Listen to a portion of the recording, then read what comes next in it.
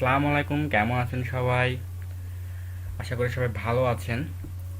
আজকে CSS package টিউটোরিয়ালে আপনাদের সবাইকে স্বাগতম। আজকের ক্লাস 2তে আপনাদেরকে দেখাবো কিভাবে একটি সিএসএস এর কিভাবে ডিভ নিতে হয়, কিভাবে আইডি নিতে হয়, কিভাবে একটা ডিভের ব্যাকগ্রাউন্ড চেঞ্জ করতে হয়। হ্যাঁ, এই সমস্ত বিষয়গুলো নিয়ে আজকে আলাপ আলোচনা করব। তো আপনারা আজকের ক্লাসটা যারা প্রথম থেকে শেষ পর্যন্ত দেখবেন তাদের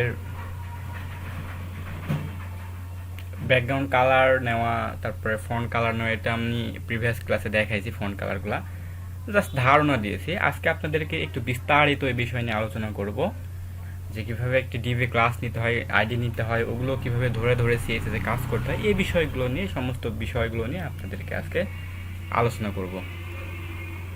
তো চলুন কথা না বেড়ে আমরা শুরু করি। তো সর্বপ্রথম আমরা যেটা করব, আজকে ক্লাস 2, আমি এখানে ক্লাস 2 নামে একটা ফোল্ডার করে নিচ্ছি। তো এই ফোল্ডারে আমরা একটা HTML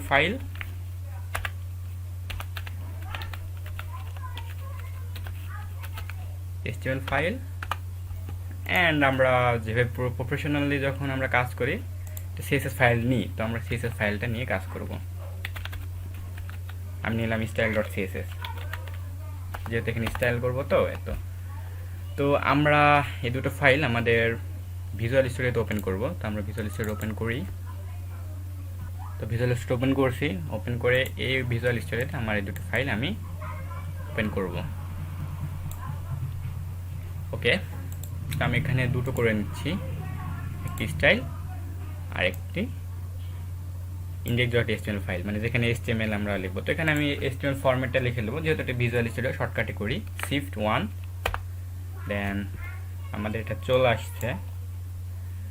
ওকে, তো এই সমস্ত বিষয়গুলো নিয়ে আমি প্রিভিয়াস ক্লাসে আলোচনা করছি। আপনারা যারা ক্লাস 1 দেখেননি তারা ক্লাস 1টা দেখে এসে ক্লাস 2টা দেখবেন, তাহলে সমস্ত বিষয়গুলো বুঝতে পারবেন ক্লিয়ারভাবে। তো এখানে টাইটেল আমি দিচ্ছি ক্লাস 2 CSS ক্লাস 2, ঠিক আছে। তো এখানে আমরা যে বিষয়গুলো নিয়ে আলাপ আলোচনা করব, আমরা যখন ওয়েবসাইট তৈরি করি, ওয়েবসাইট তৈরি করার সময় আমাদের অনেকগুলো সেকশন থাকে। এটা আমি HTML ক্লাসে আপনাদেরকে দেখাইছি।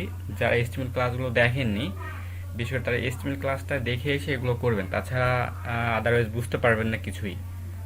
ওকে, তো এখানে আমরা যেহেতু সেকশন, আমরা যেহেতু HTML ক্লাসে বলেছি, তো সেহেতু আপনি সবাই বুঝতে পারছেন যে আমরা অনেক সেকশন নিয়ে, যেহেতু আমার ওয়েবসাইটে আমি ভিজিট করলাম, তো এই দেখুন আমার ওয়েবসাইটে এই যে এগুলা একটা সেকশন, ঠিক আছে, এগুলো একটা সেকশন। হ্যাঁ, তো এই যে এখানে দেখছেন এটি একটা সেকশন। তো এখানে দেখছেন যে এই সেকশনের মধ্যে একটা এই সেকশনের মধ্যে এখানে ইমেজ নেওয়া আছে এবং পাশে হলো অনেকগুলো লেখা দেওয়া আছে, ঠিক আছে।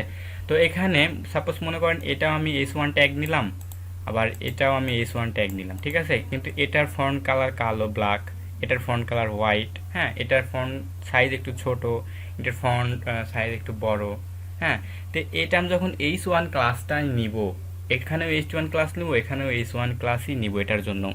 তো নেওয়ার পরে আমি যখন H1 ক্লাস ধরে যখন আমি বলবো যে H1 এর কালার ব্ল্যাক, তখন কিন্তু এটার কালারও ব্ল্যাক হয়ে যাবে, মানে এটার কালারও কি কালো হয়ে যাবে।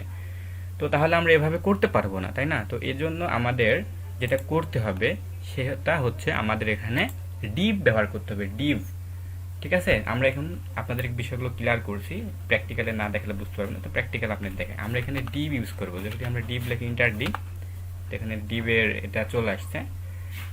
তো সাপোজ এখানে আমি নিলাম H1, এখানে দিলাম যে দিস ইজ হেডিং ট্যাগ 1, আমি এটা দিস ইজ হেডিং ট্যাগ 1 দিলাম, ঠিক আছে। তারপরে আবার আমি যদি এখানে একটি ক্লাস নিই যে ডিভ, আবার যখন আমি বলবো যে H1, সাপোজ এটা কপি করি, এখানে দিয়ে দিলাম, এখানে জাস্ট 2 লিখলাম, ঠিক আছে।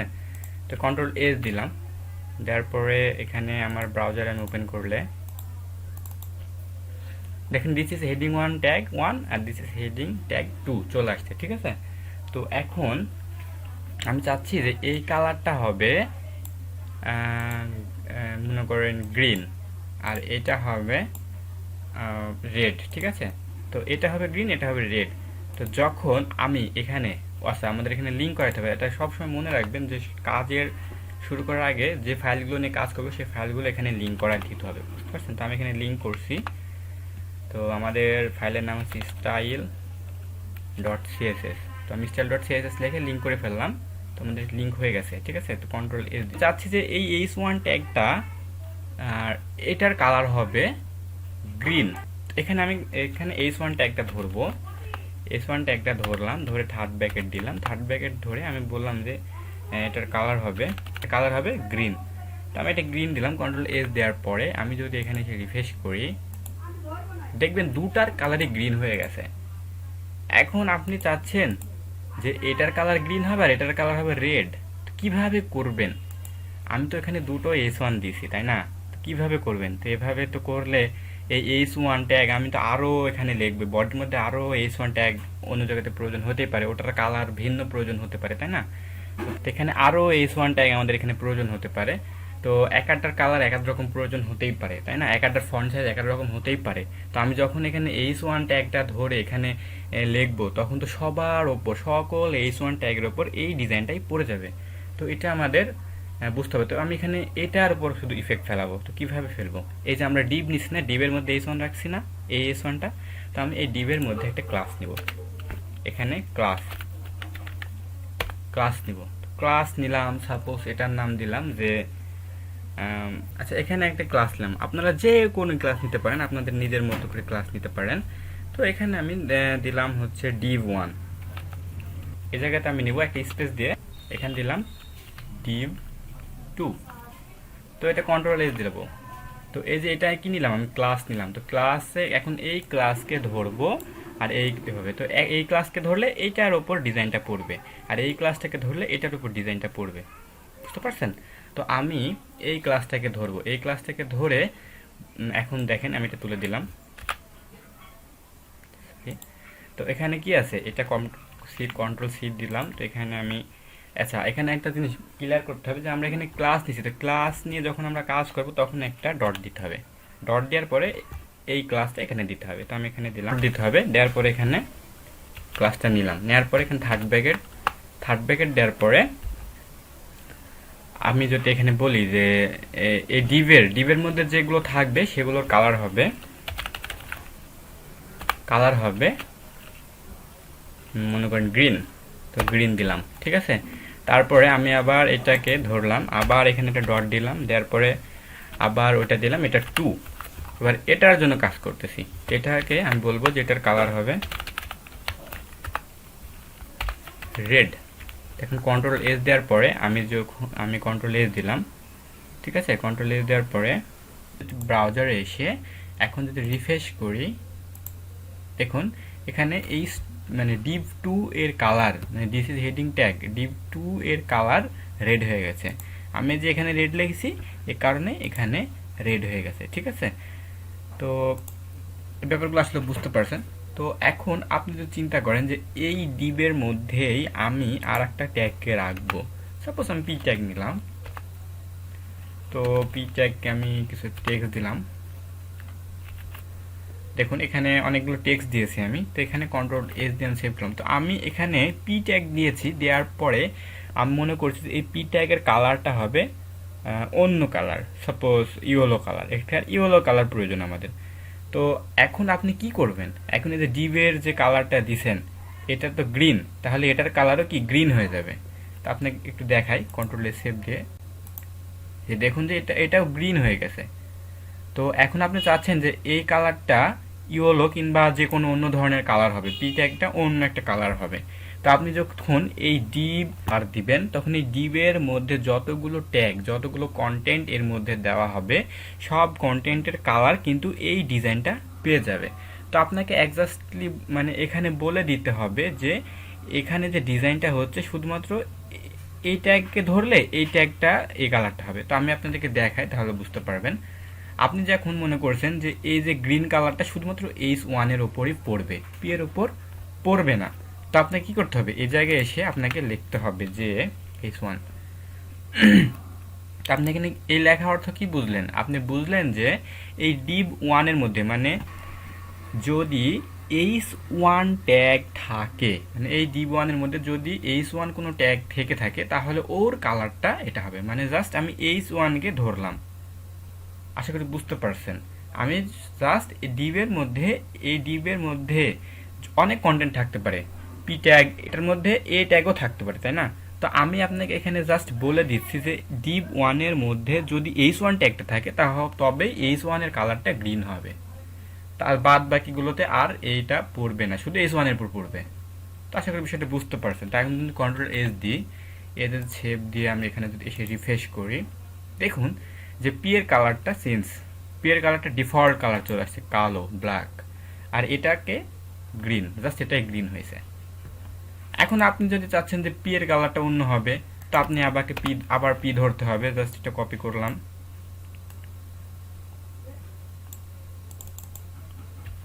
জাস্ট এটা কপি করলাম করে এখানে দিয়ে দিলাম। হ্যাঁ, তো এখন এখানে দেওয়ার পরে আমি এখানে পি লিখবো, তো আমি পি এর কালার চেঞ্জ করবো না, পি লিখবো। আমি পি কে ধরলাম, এবার কি কাকে ধরলাম, এই div1 এর মধ্যে পি যদি থাকে তাহলে পি এর কালারটা কি হবে সেটা আমি এখানে বলে দেব, তাই না? তো এখানে আমি পি এর কালার চাচ্ছি যে পি এর কালার সাপোজ আচ্ছা ইয়েলো কালার দিই। আমি ইয়েলো কালার দিলাম, ইয়েলো কালার দিয়ে কন্ট্রোল সেভ দেওয়ার পরে এখানে এসে রিফ্রেশ করি, দেখুন এটার কালার চেঞ্জ হয়ে গেছে। আশা করি বোঝা যাচ্ছে এটা কালার চেঞ্জ হয়ে গেছে। তো এই বিষয়গুলো আসলে এভাবে কাজ করতে হয়। আমি মনে করছি যে আপনাদের কনসেপ্টটা ক্লিয়ার হয়ে গেছে। এই কনসেপ্টটা যদি আপনাদের ক্লিয়ার থাকে না, আপনারা যে কোনো ট্যাগ, যে কোনো ডিভের মধ্যে, যে কোনো আইডি আপনারা যেভাবে খুশি সেভাবে কন্টেন্ট ধরে ধরে, ক্লাসকে ধরে ধরে আপনারা ডিজাইন করতে পারবেন, এই কনসেপ্টটা যদি আপনাদের ক্লিয়ার থাকে। তো আশা করি আপনারা এই বিষয়গুলো বুঝতে পারছেন। তো আমি আপনাদেরকে এই ক্লাসে আরও কিছু দেখাবো, মানে আরও আইডি নিয়ে একটু দেখাতে চাইছি, আইডি নিয়ে একটু বলবো। তো আমরা এখন দেখলাম ক্লাস নিয়ে। আচ্ছা, এবার আপনাদেরকে দেখাবো আইডি কিভাবে কাজ করে। তো আইডিও ক্লাসের মতোই, জাস্ট আচ্ছা আমরা আইডি লিখলাম এখানে, দেখেন ওকে আইডি লিখলাম, ঠিক আছে, আইডি লিখলাম। তো আইডি লিখে এসে এখানেও আমি আইডি লিখলাম, ক্লাসের ব্যাপারগুলো তো আপনারা বুঝেই গেছেন। আইডি নিলাম, ঠিক আছে। দেখুন আমরা কি করছি, এটাতেও আইডি নিছি div1, আইডি নিছি div2। এখন আমরা যদি কন্ট্রোল এস দিয়ে রিফ্রেশ করি, দেখুন সব কিছু ডিফল্ট হয়ে গেছে। তার মানে কি আমাদের কি ডিজাইনগুলো এখানে ইফেক্ট পড়ছে না? অবশ্যই পড়বে। আমাদের একটা জিনিস মাথায় রাখতে হবে যে আমরা যখনই আইডি নেব তখন আমাদের এই যে এখানে পয়েন্ট দিছি না, পয়েন্টটা কখন লাগে, যখন আমরা এখানে ক্লাস নিব, ক্লাস যখন নিব তখন এখানে পয়েন্ট দিতে হবে। আমরা যখন এভাবে আইডি নিব তখন আমাদেরকে পয়েন্টটা কেটে দিয়ে আমাদের এখানে দিতে হবে হ্যাশ, ঠিক আছে। আবার যখন আমরা একটা ট্যাগ নিয়ে কাজ করব তখন কিছুই দেওয়া লাগবে না, জাস্ট ট্যাগকে এখানে বসাই দিয়ে আমরা থার্ড ব্র্যাকেট দিয়ে ডিজাইন করে দেব। বুঝতে পারছেন? তো এখন আমি এখানে হ্যাশ div1 এর মধ্যে যদি H1 থাকে তাহলে কালারটা গ্রিন হবে। তো আমি দেখি হয় কিনা। হ্যাঁ, কালার কাজ হচ্ছে, তার মানে কি আমাদের আইডি ভাবে নিয়েও কাজ করলে কাজ হচ্ছে। তো এই বিষয়গুলো আপনারা হয়তো বুঝতে পারছেন। তো আমরা আইডি নিয়েও কাজ করতে পারি, ক্লাস নিয়েও কাজ করতে পারি, কিন্তু হ্যাঁ আমাদের ক্লাসটা সব জায়গাতে আমরা ব্যবহার করতে পারি, কিন্তু আইডি শুধুমাত্র এক জায়গাতেই ব্যবহার করা যায়। তো এই বিষয়গুলো আশা করি আপনারা সব ক্লিয়ার বুঝতে পারছেন। তো এখন আপনাদের আরেকটু বলি, আমরা তো HTML ক্লাসেও দেখছিলাম কালার নিয়ে, তো আজকে আরেকটু ভেঙে ভেঙে বললাম যে ডিভ ক্লাসে কিভাবে কাজ করতে হয়, আইডিতে কিভাবে কাজ করতে হয়। কালারই দেখবো না, আমরা একটু ব্যাকগ্রাউন্ড নিয়েও মানে দেখবো। আচ্ছা, আমরা এখন দেখলাম যে এটার হচ্ছে কালার, ফন্ট কালারটা এমন হলো, তাই না?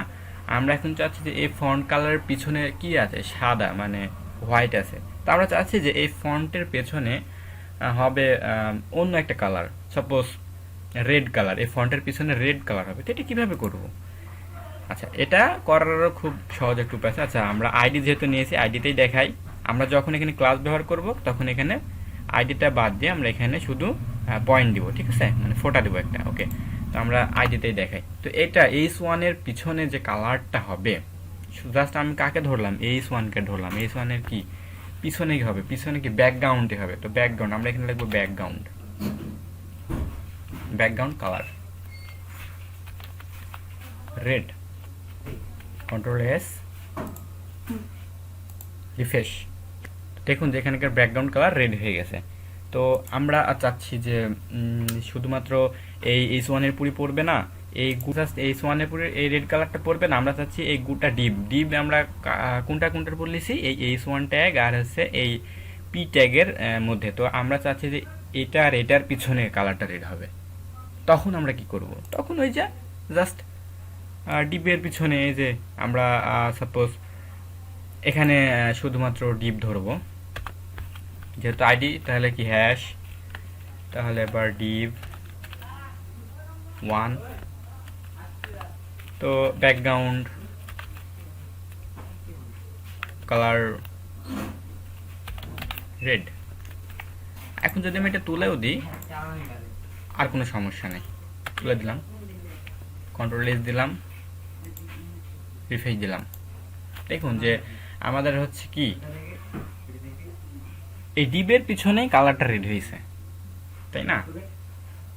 তো এগুলো আসলে এভাবেই কাজ করতে হয়। আপনাদের আজকে জাস্ট কনসেপ্টগুলো ধারণা দিলাম যে কিভাবে ধরে ধরে কাজ করতে হয়। আমরা পরের নেক্সট ক্লাসে আমরা আরও বিস্তারিত অ্যাডভান্সে আস্তে আস্তে যাব, তবে আপনারা সব কিছু আস্তে আস্তে ভালো বুঝতে পারেন। তো আপনাদেরকে যেটা করতে হবে, এগুলো আসলে বেশি বেশি করে নিয়ে আরও কোটেশন আছে। আমি জাস্ট কালার দেখালাম, তো আপনারা ব্যাকগ্রাউন্ড কালার দেখবেন, এভাবে দিয়ে ধরে ধরে প্র্যাকটিস করবেন, বুঝতে পারছেন? এগুলো প্র্যাকটিস করবেন। আশা করি ক্লাসে আপনাদেরকে আরও আস্তে আস্তে বিস্তারিত, মানে আস্তে আস্তে অ্যাডভান্সে যাব, আস্তে আস্তে আপনাদেরকে বোঝাবো, যাতে করে আপনারা সহজে এগুলো বুঝতে পারেন এবং কনসেপ্টগুলো সম্পূর্ণ ক্লিয়ার ধারণা থাকে। তো আজকের ক্লাসটা এই পর্যন্তই থাকবে। আপনারা এগুলো বাসায় প্র্যাকটিস করবেন বেশি বেশি করে, যাতে করে আপনাদের মনে থাকে।